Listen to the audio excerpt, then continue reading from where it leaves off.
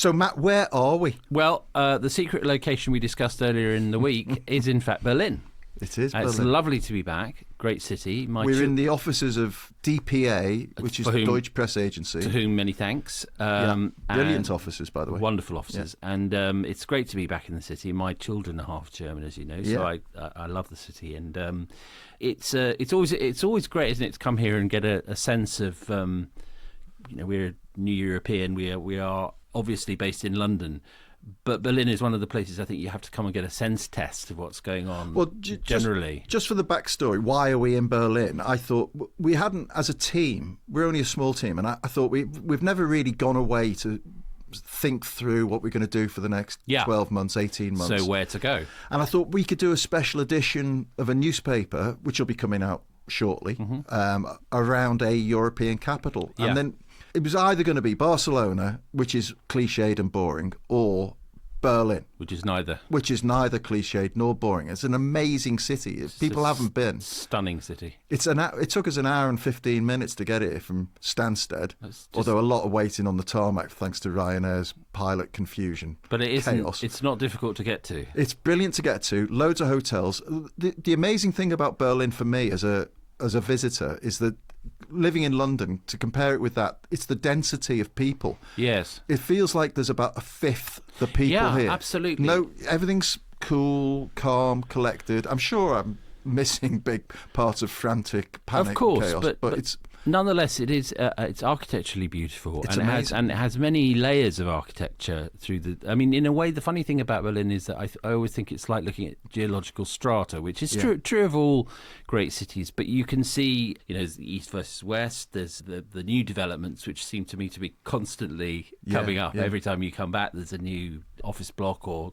The pre-war and post-war stuff that's still surviving. And there's, I remember, even when we landed, we were remarking on the rather beautiful brutalist architecture at the airport. Yeah. And you drive in, and some of the 18th, 19th century architecture is just stunning. Yeah. And it's just a very, very special place, and it kind of fizzes with history, obviously.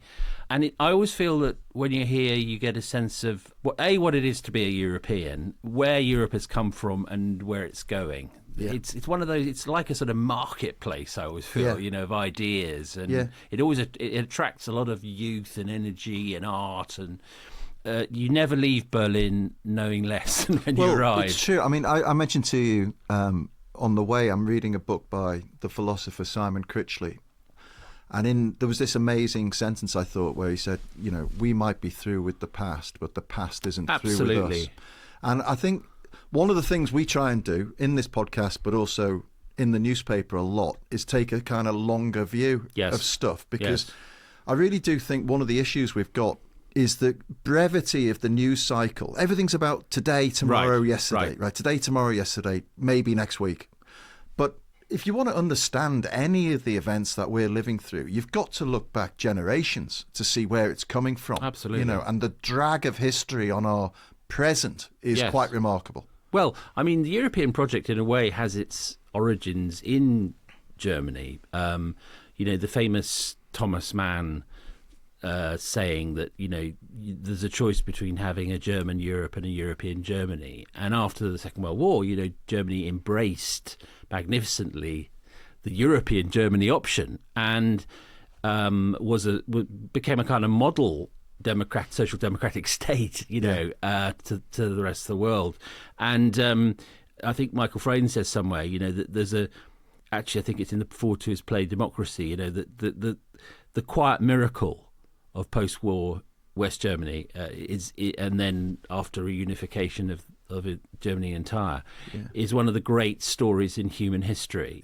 That doesn't for all the difficulties, it doesn't get enough credit. No, I think that's a very good point. And we're in the city of possibly the most dramatic demolition of a border. Yes. And funnily enough, we just had a meeting with Tanit Koch, who is our brilliant columnist. German-splaining columnist, Superb lives in journalist. Berlin. And she was saying, as I was talking about, because I want to go and see this crossing point that is mentioned. I want to go and see that tomorrow. And she said every time she thinks of that day in November, that night in November 1989, even to this day, I'm 35 years later, the hairs on her neck stand up because she thinks it's the most beautiful day in this country's history, which is absolutely true. Having said that, Germany is in a difficult spot right now, isn't it? Yeah, I mean, what's interesting, I think, is that, I always think about pre and post 2016 thinking, which is one of the reasons that I find the New European such a great place to work, is because it's all post. It is by definition, and a newspaper dedicated to trying to work out post 2016 thinking. But when I think of all the bad stuff that's happened since 2016, I mean, clearly a lot of it was happening already, but 2016 was the moment of full disclosure. I remember thinking then, I wonder which bits of the world will prove to be relatively immune to this tide of nationalism and populism and hatred and bigotry and all the rest of it. And I thought, I knew France would have difficulties. I knew there'd be countries in South America that would have difficulties. Brazil did, Argentina has. But I always hoped that Germany would be immune, and it hasn't been. Yeah. And, one of the things that we've observed and Tanit has helped to steer us through this is the rise of the AfD, which for listeners who don't know is a far right party that has been making gains in regional elections. And Alternative for Deutschland. Alternative for Deutschland. And it began as a sort of economic European, anti-European mechanism, and has become much more based around immigration. And they've done pretty well very well in recent regional elections, and Olaf Scholz, the Chancellor, is of the Social Democratic Party, is having enormous difficulties on every front, really, trying to hold together a coalition, none of its constituent elements are doing well electorally. And so we look probably to the next federal elections are in almost a year from now, actually. They're 28 September 2025. If you had to bet now, it would be Friedrich Merz, the leader of the CDU-CSU. But what's interesting about him is how he's gone a bit harder than his forebears, notably Merkel, on the migration issue. Yeah. And it is fascinating to me, and I know to you, that this is the issue that just is everywhere now, isn't it? Yeah. I mean, almost every podcast we discuss it. Well, it's funny, isn't it? I think it is the defining issue of our generation. I think you're right. I was reading about Steve Bannon in an article in Vanity Fair. Yeah. Bannon being the kind of very far end of this spectrum. Yes, who's in jail at the moment. Yeah, but I mean, but a frightening character. Oh. Mainly because he's so bloody effective. Not to be underestimated. And is absolutely determined to hammer home his vision of real kind of nationalism, using immigration as the nail. And he said if you don't understand it's all about immigration, you understand nothing. Yeah. And so it worries me that it's a double-edged sword. What we're seeing now in continental Europe, in the European Union, is a rowing back or a pulling back of the idea of total freedom of movement as a gospel. Yes. And we're seeing new checkpoints emerging on the border of Denmark and Sweden, Germany. So I was speaking to somebody last night. They're saying, no, if you travel now, as I did, freely to Stuttgart to watch Scotland get beaten by Hungary, right, in the Euros, we didn't stop once, not one hindrance. Now there are cars being pulled over and people are asking where you're from, where you're going. And it feels to me that clamping down of the Schengen freedom of movement could be the thin end of a nationalist wedge that politicians feel they have to respond because they have to give some red meat to these people on the fringes, like the AfD. Although you very kindly sent me this morning a link to a speech by the Spanish Prime Minister. Yeah, brilliant. I mean, talk about that. I was almost moved to, I'd exaggerate to say that I was moved to tears. Not quite lachrymose. No, but I felt, here finally... At last. Here finally is a man articulating the positive narrative about Yes. migration, and it was twofold. So this is Pedro Javier, the left-wing Prime Minister of Spain, yeah. saying, no, we're not going to push migrants away. We're not going to erect walls and borders. We're going to welcome them into our society. We're going to help them combat our big existential problem, which is an aging population. We're going to assimilate them into our workforce, and we're going to use migration as a great growth strategy for Spain. And he said, you can either be closed and poor or open and prosperous. There's your choice. There it was. And there, by the way, folks, and I know everybody listening to this doesn't need this bit of preaching, but there is the reverse of Brexit in a nutshell. That's it. But the second bit he said, which is what I found moving, and maybe this is what was absent in the British experience, was he said, remember, under Franco, 2 million people emigrated out of Spain. Yes. 1 million of them under the radar. And they had to go out on rickety little boats and find their way in a new land. And he said, let's be the nation that takes that lesson of humanity from the people who granted those people asylum. Yeah. And lent them a hand. And let's be that nation, not the nation that pushes them back into the sea. Exactly. I mean, I think always with this, naturally one frames it primarily, when you see terrible images of people living in wretched circumstances in holding camps on one side of the channel or the other, or worse, people being capsized in their dinghies. You look at it as a decency versus indecency point of view. But I also think it's a reality versus unreality, because I look at a world where the tide across the free world now is going against immigration. And actually, you can see that what's going on is principally a politics of blame, which is politics is snarling up as a delivery mechanism. It's not producing the goods. And when that happens, the populist response is we need to find people to blame, whether it's the liberal elite or judges or fake news or immigrants at the top, Yeah. And that is a holding mechanism. But actually, most of the free world, not all, but most, took a decision a long time ago that it was going to allow quite a considerable amount, and not just of refugees, but of economic labour mobility in order to grow.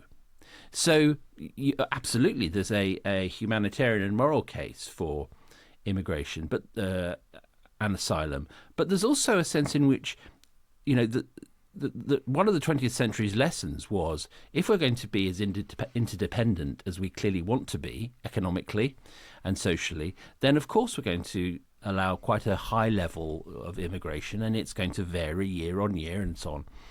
And I think it's simply ridiculous to suggest that you can turn that back. You can talk about ways of making border control work well and processing things and putting resources behind legal systems and working with business to make sure that there's a kind of logic to it.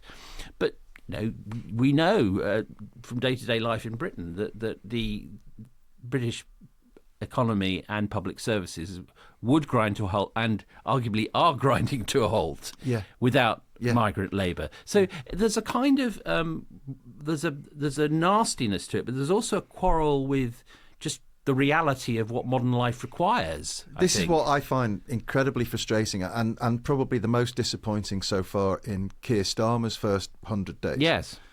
Is his refusal to try to reframe the issues around immigration, and in fact is doubling down on the very rhetoric that we so loathed in the Tories. Now, okay, so he's moved it from stop the boats to smash the gangs, but it amounts to the same thing. Yes. And he said, I'll make Brexit work. Now, what he really needs to start talking about, and where we all need to start thinking about, is what you've just said, which is that we are living in an aging, declining economy. We need these people. It's not like we need to shut them out. We need to encourage them in, and we need to find a way, a mechanism where they are integrated into society, but more importantly into the economy, so that our economies can continue to grow, so we can still get our bloody pensions, so that we've got people to look after us when we are doddery and can't wipe our own backsides, and that we've got young, fresh blood coming into the nation to invigorate it. Absolutely. Culturally, economically, socially. These are all positives, or they can be framed as positives, yet they are relentlessly and they've now been framed turned as into negatives. almost a level of dehumanisation 100%. that is well, we saw in August, it led to violence of a horrific kind.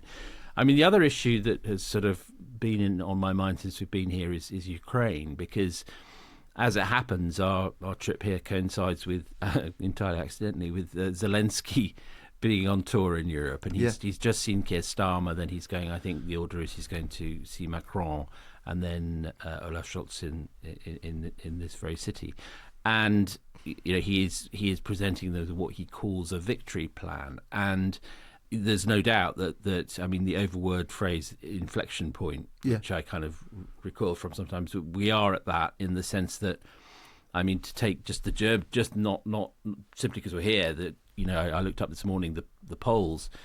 Less than half of Germans now want their government to send more military aid to Ukraine, and 82. And this is really the point, I think, because the Germans are not an ungenerous people.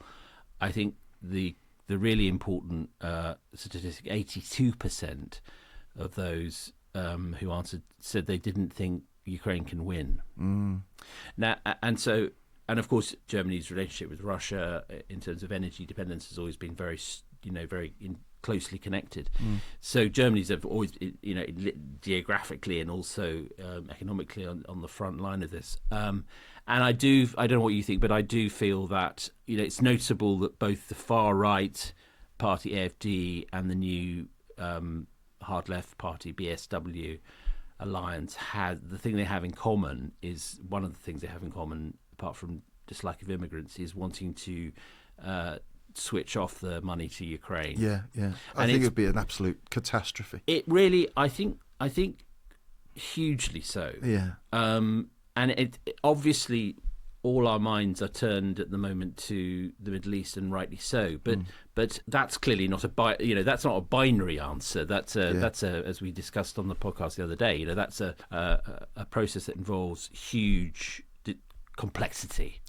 I do actually rather think Ukraine is in the end quite binary. I completely agree, and I don't think any sort of hint that Putin can emerge from this either with a sense of valediction, but definitely with geographical advantage. I mean, put to one side, and forgive me, any Ukrainians listening to this, because this is just as bad. Put to one side Crimea. But any idea that he can come in and walk away with a redefined border would be the single biggest failure of European politics since the end of World War II. It would be catastrophic. It is interesting to me that this movement we've discussed so often, and now we're discussing it, today through a German prism, it does have a series of things in common. It hates established institutions. It's right-wing, but not in an old-fashioned conservative sense. It hates established institutions and it attacks them. It undermines trust. It attacks immigrants at every possible turn. And it doesn't like foreign adventures, even if they are as straightforward as Ukraine. Because park the Middle East as an issue, because it's so complicated and people have such layered views and all that. But Ukraine really is a very straightforward. It's a 20th century style conflict, which is an aggressor marches into a country unprovoked, and tries to capture it. And by the way, with the historically time-worn excuse of, it's looking out for its own citizens who happen to be stranded there. And claiming that Ukraine is run by Nazis and all sorts of nonsense like this. And by the way, in 1994, Britain, Russia, and the UK and the US promised Ukraine, when it gave up its nuclear missiles, that they would come to its aid. And by the way, even if it was run by fucking Nazis, it's still an absolute line that you cannot have people just coming in and land grabbing like this. Well, I mean, it's the difference between Gulf War I and Gulf War II, isn't it? That most people understood that invading Kuwait was not a good idea, whereas a huge number of people had massive problems with the preemptive war to depose Saddam. They're totally different things. But this seems to me actually quite straightforward. And I do worry that the process of time, we're now well past the 2-year mark on Ukraine. And the initial inevitable sort of outburst of support hasn't diminished as quickly as it might have. I mean, that's true. And European countries have been more patient than I thought they might be. But certainly America, and now I think parts of Europe, are beginning to wonder, how long is this going on? Yeah.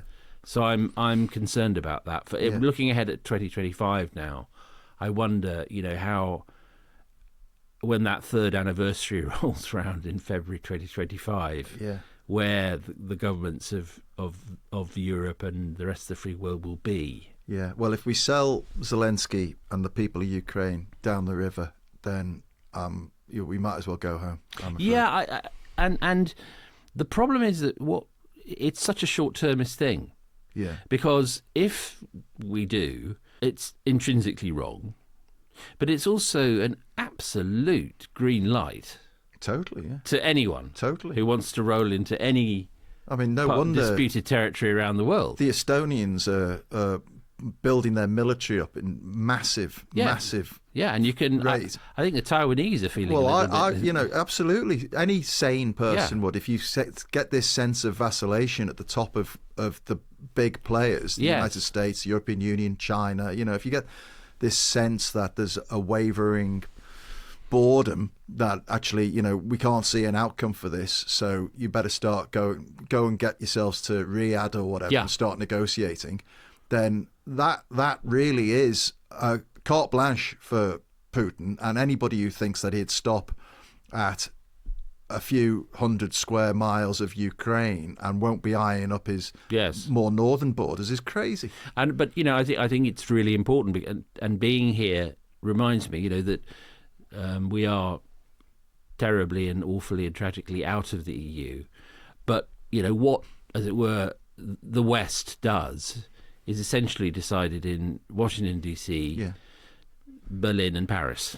Yeah, that's right. Right? And so this is one of the cities where that decision will be taken. Yeah. Right, I'll tell you what, let's take a very short break, and then we'll go and talk about one of the architects for why we're not sitting at that table, shall we? Absolutely.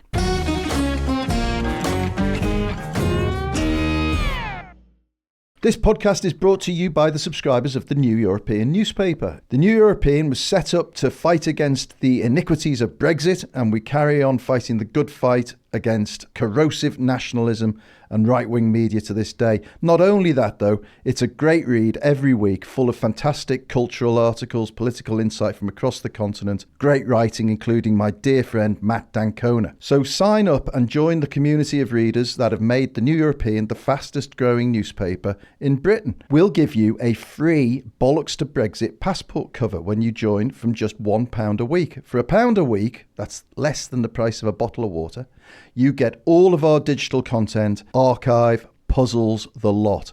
For just £1 extra a week, you'll get the actual newspaper delivered to your door first class. You can't spend £2 a week better than that, folks. Go to theneweuropean.co.uk/2Matts. That's the number 2, MATTS. Sign up today and join the fastest growing community of newspaper readers in the country for a reason. Welcome back. Welcome back. From here in Berlin. In drizzly Berlin. And yet beautiful Berlin. Yeah, we're going to see Bob Dylan tonight. We are. Aren't we? In one of the great... Why did I do a Brian Clough impression? We are, young man. We're going to see Bob Dylan tonight. We're going to see Murder Most Foul, Rough and Rowdy Ways. Rough and Rowdy Ways. Yeah, man. Even when we're abroad, we still...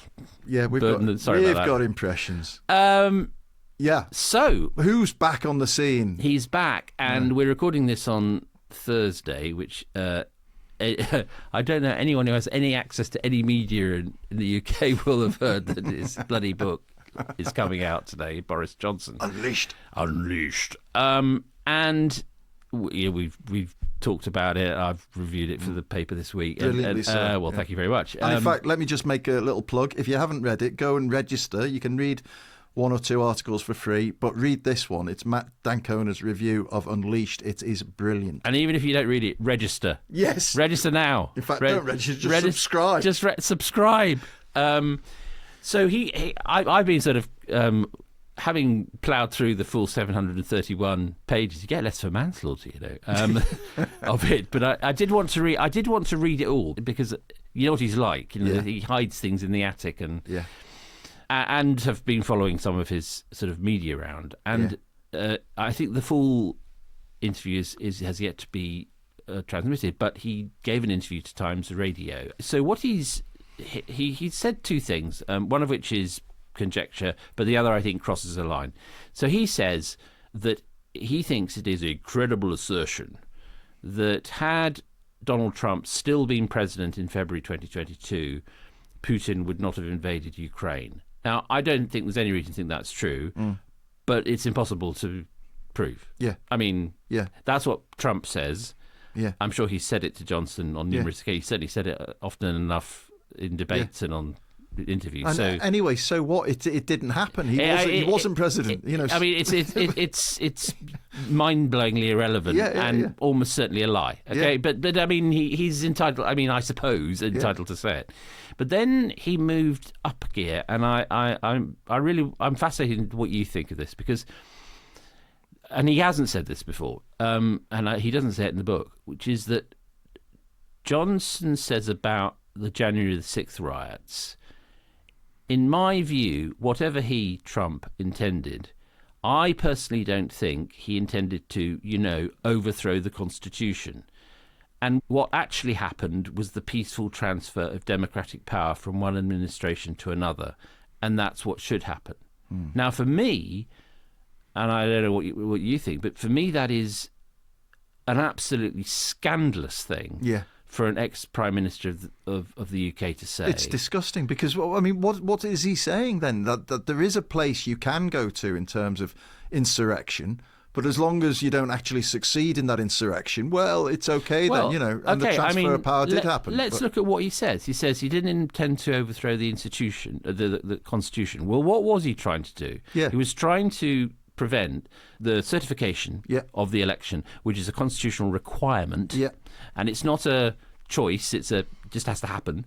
And he told the crowd, we fight like hell, and if you don't fight like hell, you're not going to have a country anymore. That's right. And then we learnt from the recent unsealing of some court documents connected to the federal indictment of Trump over election intervention, that when Trump, heard that Mike Pence, his vice president, who was being chased by a mob shouting, "Hang Mike Pence," with his family, with his kids, had been taken, thank goodness, to a secure location in the capital, along with a lot of other representatives and senators.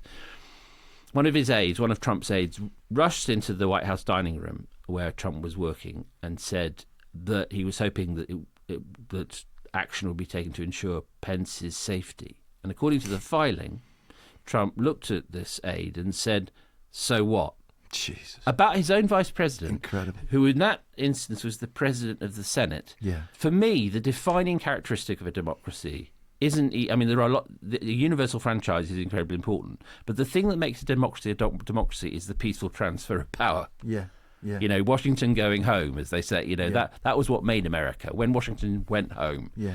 And the ability from one party to lose and peacefully hand over power to another, that's the moment when democracy continues to exist. Yeah. So that's number one. The other thing is that Johnson says he wasn't trying to overthrow the Constitution. Well, hold on. This is a guy who has said, jokingly or not, Trump, that he'd like to be a dictator for a day. He's advocated a day of violence against shoplifters. And then the smoking tweet... it's a Truth Social, actually. It was in December 2022.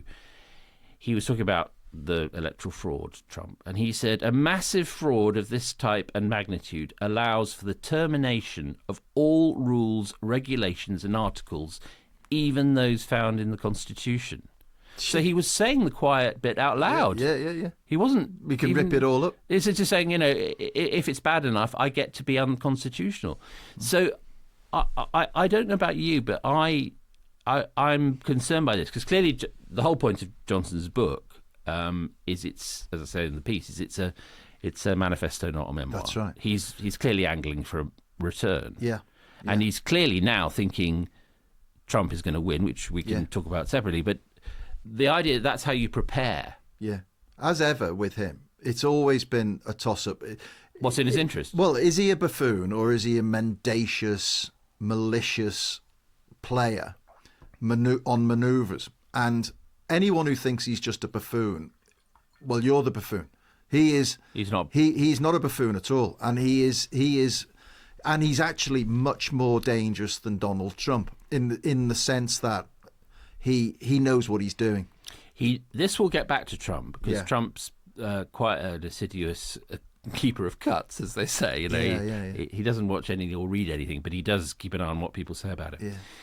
And so the idea that Boris Johnson is still his guy in the UK and doesn't think that January the 6th was an uprising and thinks that all the lawfare, in inverted commas, against Trump is just, political weaponization of the justice system.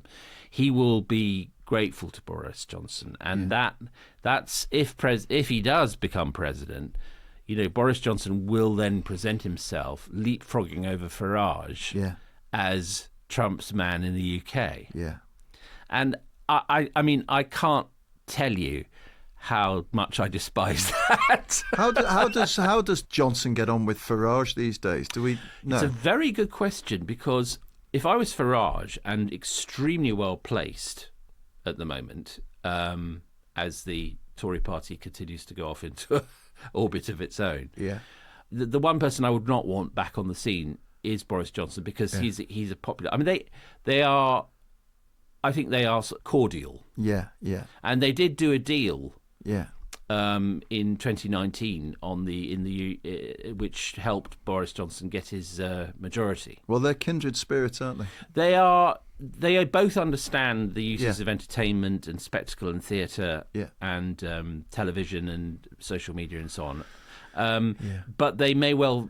I mean, if Boris Johnson does make a return, and that is a big if, I mean, lots of things have to happen for him to come back, they will be competing. Yeah, but there is a big enough constituency of people in the UK who are, and I'll say this, and I'm not being elitist, I'm just being honest, who are dumb enough to forget about the damage Johnson did to this country, and who will just remember the fun times, the buffoonery. It's funny because you put your finger on it. There's a lot of commentary in the UK, where we go back, about how can Americans forget about what Trump did on January the 6th? And I agree, it's weird. Yeah. But I'm reading a lot of very nice reviews of that book and hearing a lot of people saying, he was he had something about him, didn't he? Yeah. And you think, wait a minute, this is Mr. Partygate, this is Mr. COVID sleaze, this is the guy who couldn't run a pandemic, this is a guy who turned number 10 into a kind of, a poisonous hellhole. Are you kidding? Yeah. But that instant amnesia, that kind of goldfish memory is now, I think, almost part of culture. I mean, we'd done countless front pages on Boris Johnson. Yeah. But I remember the last one we did, and I remember saying to the guys, well, that's the last Boris Johnson cover we'll ever do. And I was wrong about that. We'll do another one soon, I am sure of it. I'm sure, and I really do think that, I mean, what the exact sort of process of his return is, I don't know. Yeah. But I'm much more convinced than I was a couple of months ago that he has every intention of, he's obsessed by Churchill, who he is not really, entitled to be compared to, but he is, and he is obsessed by Churchill's return to number 10 in 1951. Yeah. And we must make sure that he does not. We'll do our We'll do our bit. By the way, folks, in case you're wondering if anyone in Germany gives a rat's tinkers about what's going on in the UK, the answer is no. They don't care. I mean, as ever in this lovely city, the welcome is warm. Yeah. People are lovely and friendly. We had a wonderful dinner last night. The owner came out and chatted to us. I mean, but it is sad to feel like a tourist in Europe. I mean, I don't obviously. Well, you said it as we came through passport control, and it says you go that way. You say you'll never get used to it, and Yes. I'll never get used to it. No, and I don't accept it. No. I mean, I don't know whether You'll have to, because they'll keep kicking you back from that passport. No, but what I suppose I mean is that whether it's, I hope it's in our lifetime. Yeah. I think it might be, actually. Well, I sent you, and people. It's a great documentary if you haven't seen it. It's on BBC iPlayer, and it's about the Brighton bombing. And what struck me, and I paused it and took a snapshot of it to send round to the guys, was, and remember, this is Margaret Thatcher's Conservative Party conference, and the stage set is a massive blue back screen, but to the right is a huge Union Jack. Then there's a slogan, Building Better Britain. And to the left is a huge European Union flag. It's an amazing And it's the thing. Tory party conference. I know, but before it wasn't. Yeah. The Conservative Party was a very pro-European, Pro-European, party. I I mean, know. but before the Bruges speech, Yeah. So I was thinking about that actually after you sent it, because it made me think quite deeply and initially in a melancholy way. But then I thought, okay, what do we really need? We're going, in a way, talking about rejoining is. I understand why, because it's only yesterday we left, in effect. But actually, we should think about joining. And what do we need? One of the things we need to get young people, not just they'll want to join, but get them involved. And one of the things that really makes me angry with Starmer over Europe is his resistance on youth mobility. Inexplicable. Right, because, I would, being in the city makes me think, wow, we want the young people of these cities and others around Europe to be knowing each other, and absolutely taking for granted that part of your sort of upbringing and learning is the ease of, because it is easy to travel around Europe. It is. Yeah. But, not just that, but to make it automatic that under a certain age you can go to Berlin, you can go to Barcelona, you can go to Milan, you can go anywhere and work and study there. And work and study and make friends and make affinities and understand that there is a European identity as well as a British identity. And you can be a patriotic internationalist, and the lies that people put in your ears about there being a conflict between those need to be treated as the lies they are. They do. Well, listen, we've run out of time. Thanks again to our hosts, DPA, Deutsche Press Agency. We're off to get currywurst and chips. We do. Then we're going to go and see Bob. Ooh. Oh, Bob. Once upon a time, we did some that. Ooh. That stuff. And I hope you've enjoyed the show. Don't forget to send in any feedback and questions to our email address, which is 2mats@tnepublishing.com. That's the number 2, MATTS, @tnepublishing.com. Subscribe to The New European. It's the best quid you'll spend all week. Go to theneweuropean.co.uk/2mats. That's the number 2, MATTS. There's a link in the show notes. Any new subscriptions will get a free Bollocks to Brexit passport cover. Thanks as ever to our team in London, led by Ollie Peart, Rethink Audio. Thanks again to our team in Berlin. That's how international we are. So international. And until Sunday, it's Auf Wiedersehen from me. Auf Wiedersehen from him. Auf Wiedersehen.